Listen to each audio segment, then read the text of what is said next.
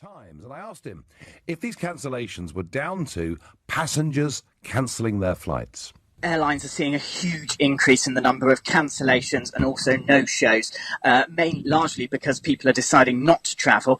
Many companies are changing their travel policies as well to try and prevent employees from travelling. And it just means that planes are flying half empty at the moment. The last thing that any airline wants to be doing is flying a plane that isn't full. At the moment they are, which is why lots of airlines are taking the stance, let's cancel flights now, let's decide early that we're going to cancel flights with the aim that they can then move the passengers who are booked and willing and happy to travel onto alternative flights, thus reducing the number of aircraft that are flying with half capacity. I also asked him whether he thought other airlines would follow suit. I think we're going to see more and more cancellations. Today, Lufthansa, the German airline, hacked back their flight schedules for the second time. EasyJet are also paring back their flying schedule. I think at the moment, particularly as people are so uncertain and we don't know how bad the situation is going to get, people are holding off booking. So I certainly think we'll see more cancellations in the coming days, if not weeks. And I asked what was the impact on the tourism industry in the UK? Many companies are changing their travel policies, but one of the biggest impacts the British tourism industry is feeling at the moment is the lack of Chinese tourists. They make up a huge proportion of visitors to the UK, and it's dropped off a cliff. They are simply not coming here. The travel restrictions mean they cannot leave China.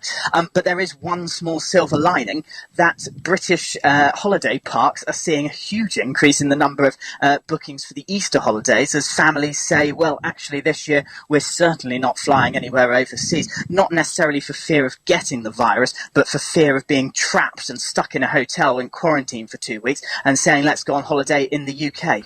Sounds like our motorways could be very busy this Easter. All of this on the day when Cobra met this morning. There'd been quite some criticism. Why had Boris Johnson not convened this earlier, having announced on Friday that he was taking charge? We're going to find out the full findings of that Cobra meeting tomorrow. What we do know is that they are preparing for absolutely every contingency. I can tell you, having flown out to America last week and having flown back from America last week, not just my plane, but another plane that some colleagues of mine were on, they estimated was 90% empty. That was a plane going from London to Washington, D.C. I won't name the airline, it wouldn't be fair. But it sort of indicates to me that people are making very big changes to their habits. It's a Monday, but it's not half-term week. London, I have to say, London today has been virtually deserted. So I sense that people are beginning to change their habits. I sense that coronavirus concern in the United Kingdom, and I hope I'm wrong, but I sense it's barely begun. The number of cases is still only 40, but that is 50% up on where we were just 2 days ago, and I think we're headed for a very strange period. As I say, I really, honestly, truthfully hope that I am wrong. But tell me, are you changing your patterns of behaviour because of coronavirus? Let me know on 0345 6060 973. You can text to 84850. You can tweet using the hashtag Farage and LBC at LBC. And of course, you can watch us on Facebook, YouTube and Twitter and comment there too. Is your behaviour changing because of coronavirus? And I'm hearing reports of schools that are asking people who've been to Italy recently to perhaps go home for a few days. So there is a bit of caution.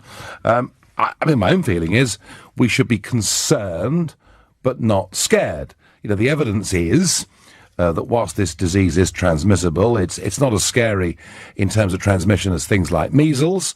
And in terms of being deadly, well, it's about the same level right now as winter flu, which we get every year, and every 2 or 3 years we get quite a big strain of it.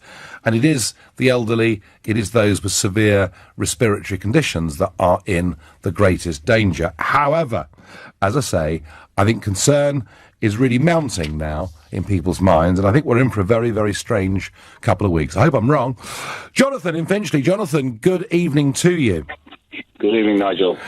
Are you changing your daily patterns and habits, Jonathan, or not? Well, not through any choice, but I've got 3 trips coming up that are being cancelled.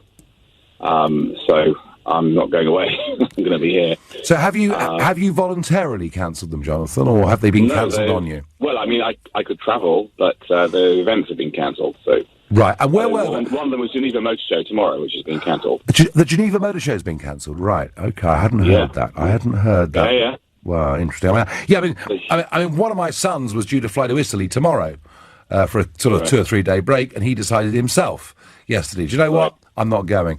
So these were 3 business trips, Jonathan, were they? Yeah, but also I think, it makes sense for your son to cancel the trip because he doesn't know if he's going to be under kind of inverted commas suspicion having been there. It's a stigma, isn't it? Well, equally, Jonathan, he doesn't know. He might stay in a hotel somewhere in northern Italy and find that he's actually quarantined for 2 or 3 weeks there. Yeah, quarantined or just stigma when he comes back, People ask questions, and maybe in the future they'll ask, have you ever been to these places? I don't know, it's all a bit scary, really. I'm doing my best here not to spread alarm. But I do sense that coronavirus concern is just beginning. But you use the word scary. Are you genuinely scared by it? No, I'm not. I'm not scared at all by it. I think, panic and fear spreads beyond the facts and beyond reality. So I'm afraid of the fear that's spreading rather than the actual... Absolutely.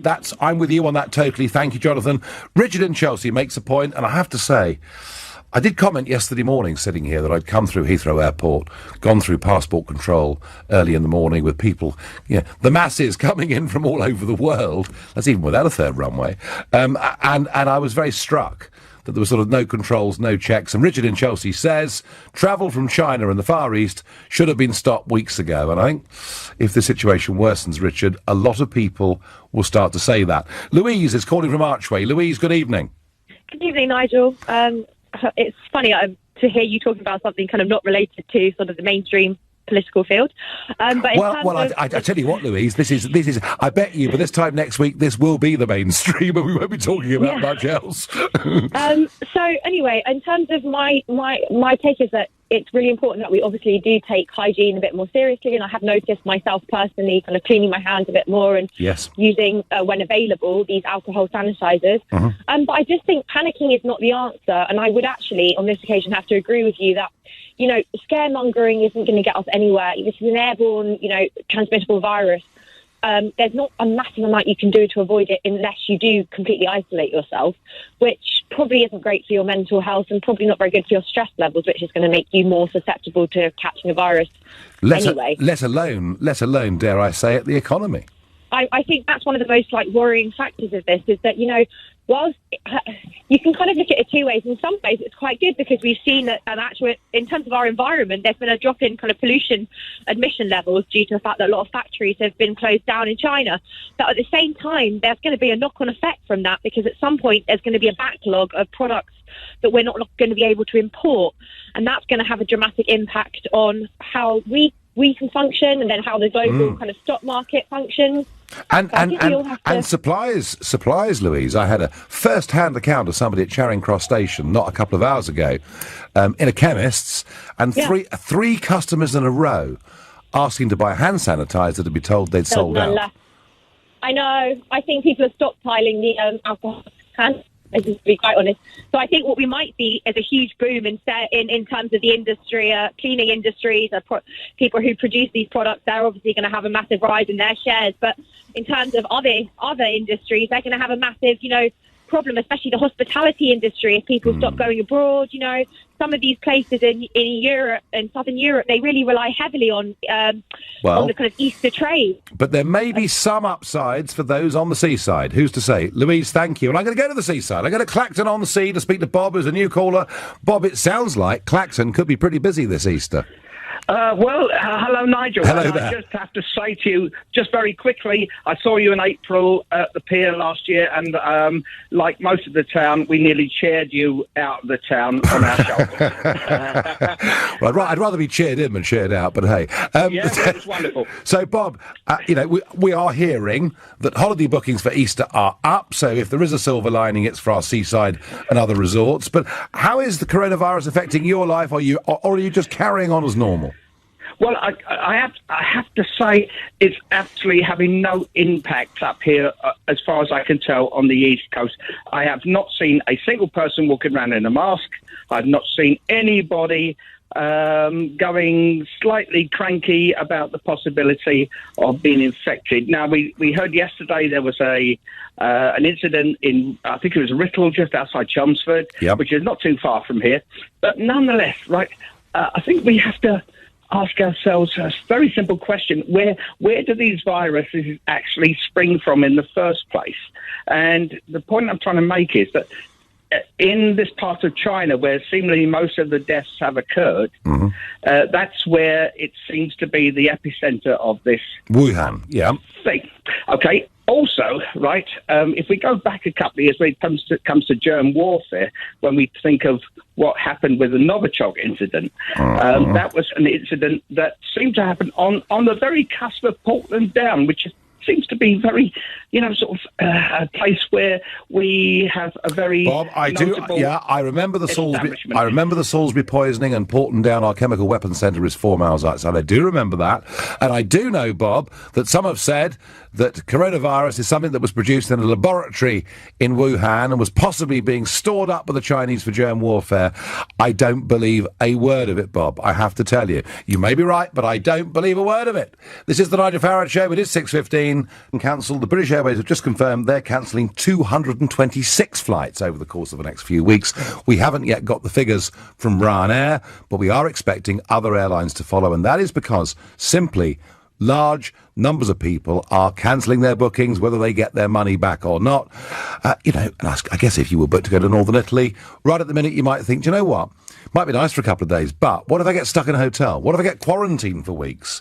And that's putting people off. Dave says, we need to take this virus seriously. Complacency will be our downfall. Well, yesterday I spoke to the boss of the British Medical Association, Dr. Nagpal, and I asked him, what should we be doing? We have, up to now, managed to contain the spread of the virus, and that's important to note. Having said that, we must be vigilant. There's no room for complacency. And we know that, remember, the UK is a global hub of international travel, so the situation could change at any moment. So whilst we are putting these efforts to contain, there needs to be, and there are plans to escalate measures should it spread further within the UK. We know that by washing your hands, you are basically getting rid of the virus, which then you wouldn't transmit on when you touch other surfaces or shake someone else's hand. So that's critically important. Having said that, there are other measures too. We know it's important to use a tissue if you sneeze or cough and bin it straight away. Also, of course, at this moment in time, if anyone has returned from an area of high risk or has been in contact with anyone who may have the virus or suspected of having the virus, they need to self-isolate. So the self-isolation measures are really important, and not to walk into your GP surgery or to your casualty and to call NHS 111. So there are a range of measures, but one, of course, is around personal hygiene in washing hands. Tell me, as a GP in Harrow, how do you assess the public mood? Are they concerned? Are they worried? Are they scared? I mean, there's a spread of views, and of course there are, for any situation, you have people who can be very, very worried and frightened, and it's important to allay their anxieties. And there are others who may not be quite aware of the potential seriousness and how rapid the situation could change.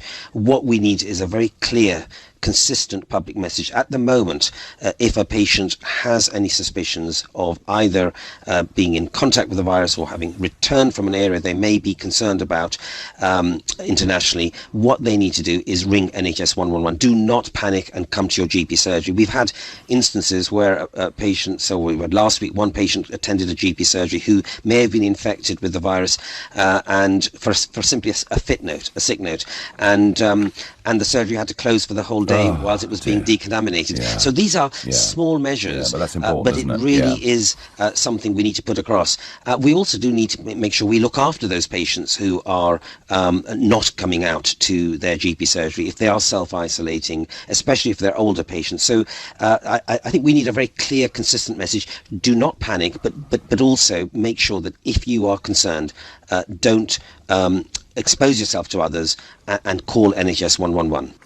That's the advice from the British Medical Association. But some people are scared out there, and some of them with justification. Angela on Facebook says to me, Nigel, I've had to change my patterns of behaviour because I have lung disease and no immune system due to medication. So I'm now shut in at home. No one comes in, not even my family and grandchildren. I can imagine, Angela, for people like you, this is a very, very worrying time. For most of the adult, healthy population, there is not that much to worry about. It's like a bad cold, it's like flu. But for those who might develop pneumonia, etc., it is pretty worrying. Washing hands is the key. Del from Swindon says, Nigel, my habits have really changed. I'm sad to say I've stopped going to the pub on account of the fact people there don't wash their hands properly. Well, there we are. Del's pub is missing out. Let's go up to Whitehaven in Cumbria and speak to Robin. Robin, good evening to you. Hello, Nigel. Good evening. So, I mean, you're way out there on the coast, a little bit isolated from the big cities. Is it still affecting you? Yes, it definitely is. You can see there's panic on the streets. Panic? I think people are concerned. I have changed my habits myself. I won't go over to any of the larger towns or the cities. I certainly won't be using the trains or buses. I won't be going on holiday this year. And I think other people should follow suit, if not for themselves, have a bit of consideration for people with lowered immune systems. I really think the government should be doing more. We should have hand sanitizer mandatory at supermarkets and public places. I think there's a lot more we could be doing, but I've certainly changed my behaviour patterns and that. Certainly on the hand sanitizer point, Robin, I'd never even really thought about it until about 2.5 years ago. And funny enough, actually, it was after a big lineup and a big group of photographs that I was sitting down talking to, believe it or not, Donald Trump. And he got out a bottle of hand sanitizer and he said, actually, this makes sense when you've shaken hundreds of people's hands. And I'd never really thought about it much before that. But last year, when I was doing the Brexit Party stuff and the run-up to the European elections, actually, I started carrying it with me. So I think it probably does make a lot of sense. Robin, I suspect your story is typical of many in the country. Thank you for your call. And people are changing their behaviour. It's happening. Jason in Epsom, very much backing up what I said about London. He said, I've just walked through from the city and across London Bridge, and it was noticeably quieter.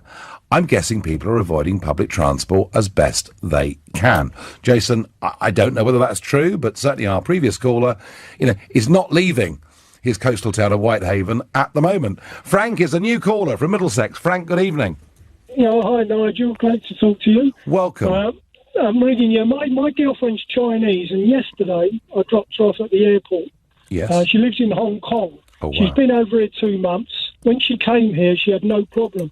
When she went to check in and to get her boarding pass, it wouldn't allow her to have it. And once she got to the airport, they asked her questions whether she had come from China, Italy, all these countries, and only then they would let her board. And then she sent me a picture on the plane. An earlier flight was cancelled. Yes. And they put her on a late flight. Yes. And that was virtually empty going back to Hong Kong. Yeah, and that's why the earlier flight was cancelled. Because, that was right. And the second one was totally, virtually empty. Yeah. Frank, do you know something? She's meant to be... Do you know something, Frank? I think the story you've just told me, I find mildly reassuring. Yeah. Because, if they are doing some checks... but that's a check on someone going out. What checks are we doing on people coming in? And it strikes me it's been zero. Yeah, well, the thing is, she's meant to be coming back to go to Holland in April. She's going to fly from Hong Kong to Holland to do a 10-day cruise. Now, already, I'm thinking ain't going to happen. The risk factors there all round, Frank, don't sound right at the moment, do they? No, and the thing is, what will happen is, and what is happening to certain people from certain countries, they're getting to their destination, the travel agents are saying everything's fine, but then the operator of the second part of the journey is turning people down, especially Chinese, and saying, sorry, we don't want you. Well, Frank, I think the same is going to start happening to people from northern Italy too. And I think so, yeah. Frank, tell me, were you planning to go on the cruise yourself? No, I wasn't. She's meant to be coming with her sister. Right. And it's cost a lot of money, but the agent's saying everything's fine. Now, I can't see that, and I'm thinking, well, and she says it's a lot of money to pay. If I get to Holland and they say, sorry, you've got to go into 2-week quarantine, the cruise is only 10 days. Yeah. And can you get a refund? And what's going? Is she just going to have to fly back home? No. And then go back into quarantine? You don't know. No. Well, Frank, my son lives in Hong Kong. One of my sons lives in Hong Kong. And he said the whole place is virtually shut down. So, listen, good luck for her. And Frank, thank you. And I'm mildly reassured that some checks were being done today at Heathrow on people leaving, but not on people coming. Christine makes a very good point. Why don't people wash their hands anyway? Why would you need to be instructed? Christine, coughs and sneezes spread diseases. Weren't we all told that as kids? Has that disappeared? Are we not teaching kids this sort of stuff anymore? I don't know. Alex is calling from Fleet in Hampshire. Alex, good evening. Good evening, Nigel. How are you? I am well. Are you one of these people who says, the hell with it, I'm going to continue as normal, or have you made some changes? Well, I was one of those people to hell with it until today, actually. My father contacted me because myself and my wife, every year, we go to Centre Parks. Yes. For a luxury spa weekend away where you get massages and my wife gets facials and nails done and all the rest. I started to think, should I be doing that? I noticed earlier when you broadcast about people booking British holiday places. Yes. But Centre Parks have a notice across the things that, at the moment, nothing to worry about, but they are taking advice from the government. So my concern is, are they going to shut down the park or elements of the park where there's a lot of people? Do I want someone massaging me and being up close and personal who's been massaging many people? And, it's just made me start thinking, do I want to go away for this weekend? I suffer with asthma. My young daughter has a kidney issue. Do I want to risk being around somebody who's been in close contact with many people? Make you thoughtful. And this isn't a British holiday. There's nothing doing me getting home or anything. This is me worried about, is this going to spread? Alex, I think the fact that you'd said that today is the day you started thinking about it kind of chimes with what I said at 6 o'clock at the top of the show. I think coronavirus concern is really beginning in earnest today. And look, if I had asthma, I might be a little bit concerned too. But I think, if you didn't have asthma, Alex, I'd say, well, maybe there's no reason to be concerned. But Alex, thank you for your call. Folks, there is a big change going on out there. It's happening as we speak. This is the Nigel Farage Show. It's 6:30. Time for the news. Concern is growing and British Airways have cancelled 226 flights. Lots of reports, and we heard one just before the break. Chap said his girlfriend had flown back to Hong Kong this morning. Her earlier flight had been cancelled. The passengers clearly bundled up onto 2 aeroplanes, and even that one was pretty empty. Before I get back to how much is this affecting your life, what changes are you making, the British Army is going back into a battle zone again, and it's a story that I don't think has really had enough publicity. We know that militarily ISIS suffered a very, very big defeat in one part of the Middle East, but that's not the end of the story. Let's catch up with this and join Major General Tim Cross. Tim, good evening to you. Hi, good evening. Good evening. So I'm told the British Army is heading off to a place called Sahel. Can you explain to people where that is? Yes, it's in Africa, the north of Africa, on the western side. So it's sort of, if you think of Libya and Egypt and so forth, it's further left and a bit further down. Right. We've actually had people there for quite a while. We've had 3 Chinook helicopters supporting the French with about 100 soldiers supporting them. And the Chinooks come from RAF Odeon, which is actually not very far away from where I live. So, and this extra deployment has been on the cards for some time, actually. And are we sending troops to, it's been described as the most dangerous peacekeeping operation in the world, but in reality, is it peacekeeping or is it fighting ISIS? Well, it's more the latter than the former, I would say. There is a UN peacekeeping force there, quite a large one, but to be honest, it's not been particularly effective. So we're going into, I suppose, in the jargon, we would call it a peace enforcement campaign. But in reality, there's no peace to keep. This is undoubtedly a counterinsurgency campaign that's been running for quite a long time. And yeah, we're going to be part of it. And in terms of what's going on elsewhere, and there are a number of UN peacekeeping missions, and we've got people deployed in places like Somalia and so forth elsewhere. But this is quite a nasty campaign. The French have been there for a long time. and they've taken some casualties, and it doesn't seem to be getting any better. Yes, I mean, 200 deaths amongst UN peacekeepers. Yeah, that's right. Yeah, absolutely. And the French, as I say, have taken some. The French are not part of the UN force. They're sort of slightly to one side of that. But is it not? I mean, we send off troops to get involved, as you say. There's no peace to keep. It is a mission, and we may or may not, but we may well take British casualties, and yet all of this seems to happen without any level of public debate whatsoever. Well, I think that's true. If I'm being brutal about it from your perspective, I have to say from my own perspective, I've been aware of this for some time. It's been something that the government have been talking about. The French have been asking us to get more engaged. They asked us for the Chinook support. They've asked us for other support as well. And it is quite an important mission.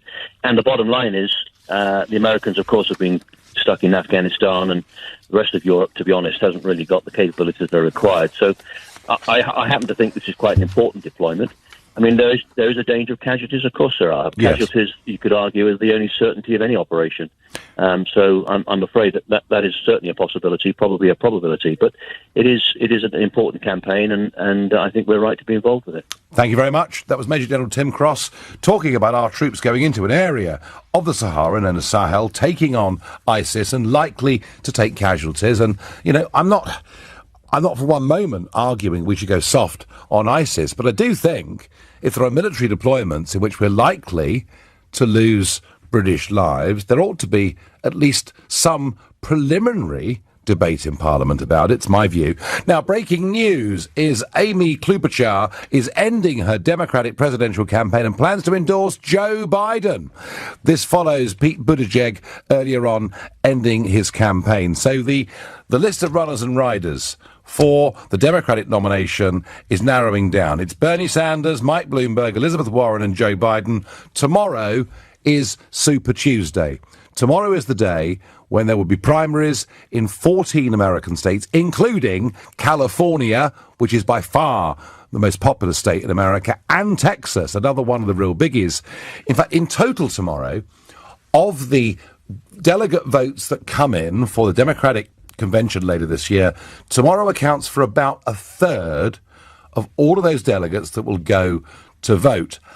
At the moment, or as of the weekend, Bernie Sanders was miles ahead in California and considerably ahead, although not hugely, but considerably ahead in Texas. But Joe Biden did win, quite a big success in South Carolina. And what you can see are these more moderate candidates that are withdrawing. It looks like they're lining up behind Joe Biden. So it appears to be coming down to a two-horse race, but don't underestimate Elizabeth Warren's debating skills and don't underestimate Mike Bloomberg's bank balance. Already, he spent it's hard to believe some of this stuff. He spent $500 million of his own money. And there are many that think if Bloomberg can't win Texas, then frankly, his race is effectively over. So tomorrow night, as these results come in, we could be at a point where Bernie Sanders becomes unstoppable, unless, of course, these other withdrawals from more moderate figures put Biden up into a serious contest with him. We'll be watching that very, very carefully tomorrow and, of course, the day after. Back to coronavirus. How is it affecting your life on the day when British Airways cancelled 226 flights because people are just not flying? James is a new caller from Woking in Surrey. James, good evening. Good afternoon, Nigel. First time caller, long time listener. Well, welcome. So, are you seeing a change of behaviour? Absolutely. I mean, I work in a estate agency in Woking. Yes. And we get a lot of foreign investors come. James, I want to talk to you. The line is absolutely rotten.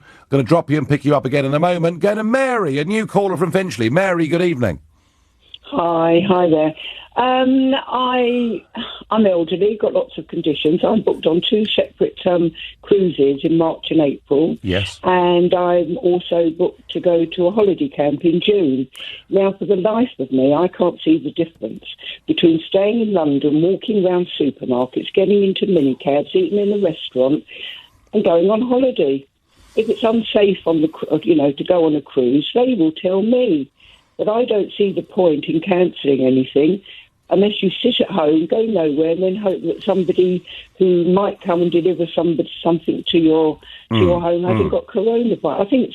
You can't not go on a bus, you can't not go into a taxi, you can't not eat out. Yes, so what's the difference if you're doing it in a nice environment on a cruise or a holiday camp? And I can't see what all the fuss is about. I'm not saying I don't see why people are concerned, but why are you safer to stay at home in London? Well, I guess the argument, Mary, would be that if you're staying on a cruise ship, there are a very, very large number of human beings in a very close physical proximity, far more so than there would be in Finchley. Have you ever walked round Piccadilly Circus or gone into a restaurant? All right, I tell you what, you got me there. All right, I give in. You win the argument. I was thinking about you being in Finchley, but no, you're right. Or I tell you what, or the Northern Line, or whatever it may be. No, Mary, I tell you what, you make a very fair and reasonable point, and I thank you for the call. There you are. 1-0 to Mary on that one, without any shadow of a doubt. Let's go to James in Woking again. James, hello. Hi, can you hear me this time? That's far better. Now, I was asking you, are your habits changing or your clients' habits? Because you're an estate agent. Yeah, so obviously, working, we get a lot of foreign investment, especially from the Middle East, whether China, Japan. We get so many people come into the office, and it's getting to the point now where we're sort of saying to people, have you been to these countries fairly recently? How long have you been in the country for? And that sounds quite silly, but we've got a huge tub that the entire staff use to wash our hands every so often because we shake hands so frequently. I had a case the other day, actually, on Saturday, where I went into someone's house to do a background check on them for anti-money laundering purposes. And I'd never met the clients before, and they had tenants living in the building. And they said, oh, yeah, we've just come back from Hong Kong. And I thought, well, you haven't got coronavirus, have you? And they said, oh, no, we're in the process of self-isolating. And at that point, I said, goodbye. James, I can imagine. And of course, there you were, and some would say you were being prejudiced against those people because they come back from Hong Kong, but it is understandable human nature. Gosh, I don't know quite where we go with this, but I do sense concern is growing by the hour in this country. I hope it doesn't turn to fear. I don't think it will. It's 6:45. Time for the news headlines with Holly Jones. Changing your habits on a day when British Airways cancels 226 flights, and a significant day in terms of the Brexit process, because 100 negotiators today turned up in Brussels to meet Barnier and his team. There are 11 individual sectors that are being negotiated. One significant thing, Guy Verhofstadt, who I always thought was a complete ranting maniac, and has appeared many times in the LBC studio with Nick Ferrari and others. He was the European Parliament's chief negotiator. He's not anymore. They've got someone called David McAllister, who is an Anglo-German, he's German MEP for Mrs. Merkel's party, who I think is going to be a much more reasonable person to deal with. And the British government are getting off on the right foot. Their aim is to have friendly cooperation between sovereign equals while each side respects the other's legal autonomy.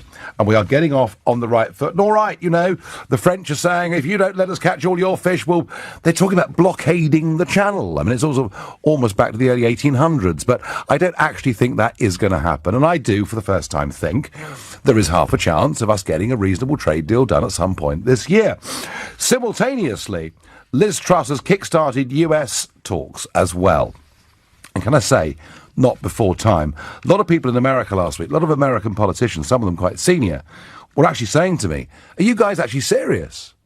And are you serious about wanting a trade deal with us? Because there's been too little action from the British government. So at least some forward movement, how much I'm not sure, but some forward movement there as well.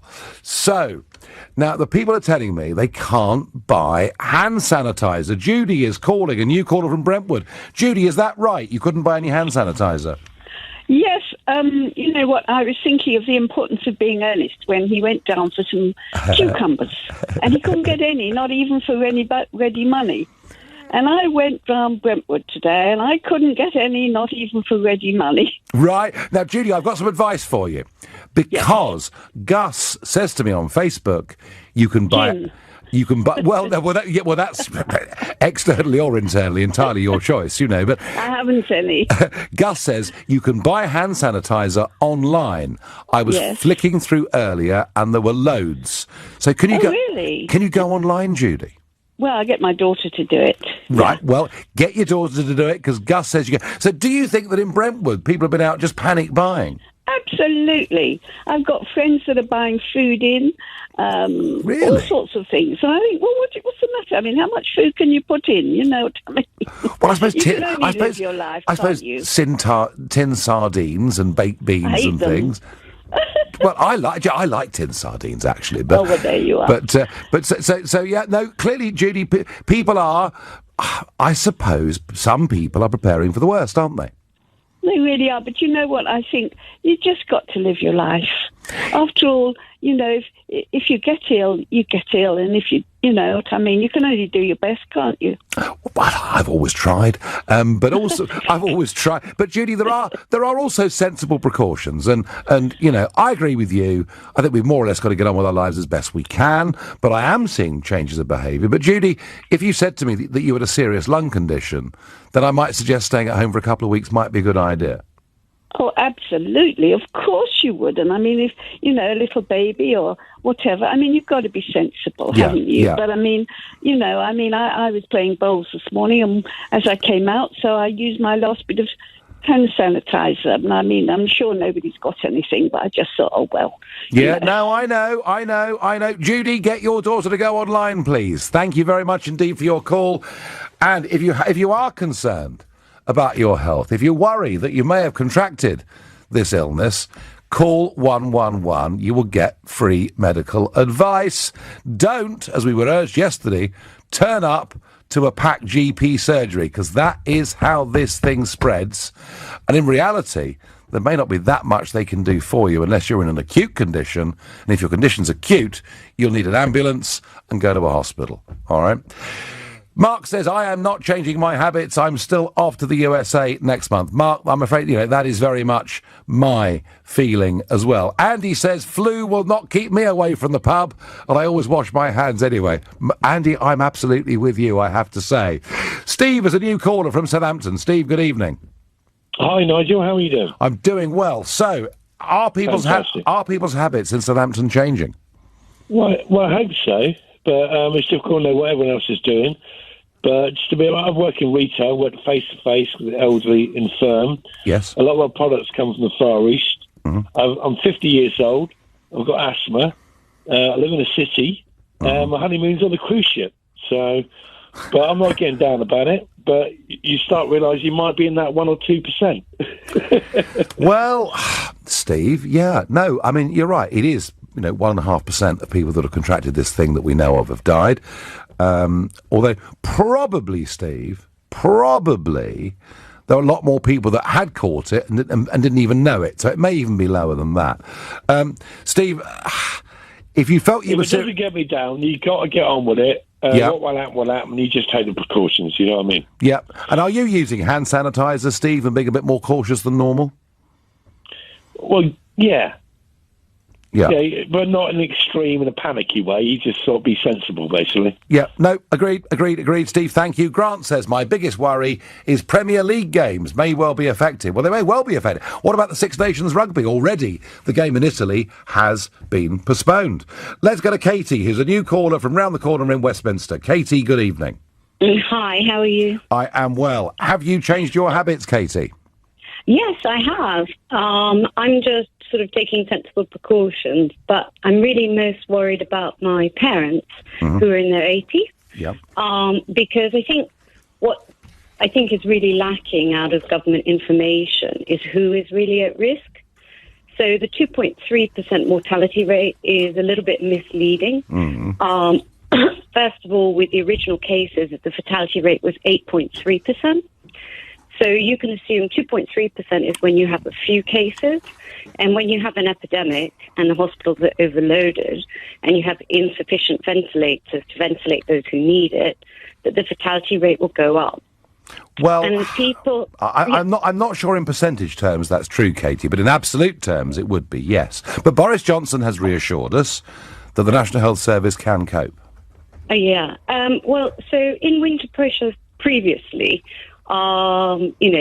extreme measures have been taken. So beds have been put in places where they shouldn't exist, and decisions have had to be made about which people to ventilate based on who would survive. And that is actually true. And I think what the public needs to know is if you have conditions like cardiovascular disease, but also diabetes, chronic respiratory disease, hypertension or cancer, your death rate is going to be at least 3 times higher than the touted 2.3%. Yeah, there are, of course, there are in those, no, you're quite right, in those categories there are people who are much, much more at risk, Katie. I understand that, I know that, I do sense a lot of concern growing in the country. Nigel, I came back from Thailand last week. I stayed in a hotel with a lot of Chinese people. I sat and spoke with a nice man from Hong Kong. I took 6 different flights in 14 days. I did not feel nervous about coronavirus, I still don't. In Thailand, there was an army of cleaners out there scrubbing everything people touch, every shopping mall, airport and hotel. We could learn a bit from the way the Asian countries are getting this in control, is the comment from Gordon in Boston. As I say, I hope I'm completely wrong, but I sense that coronavirus concern will only grow as this week develops. I'm back tomorrow at 6. At 10 tonight, it's Tom Swarbrick. Right now, it's Ian Dale. You've been reading my blog, Nigel, because that's exactly what I wrote. We will make America great again.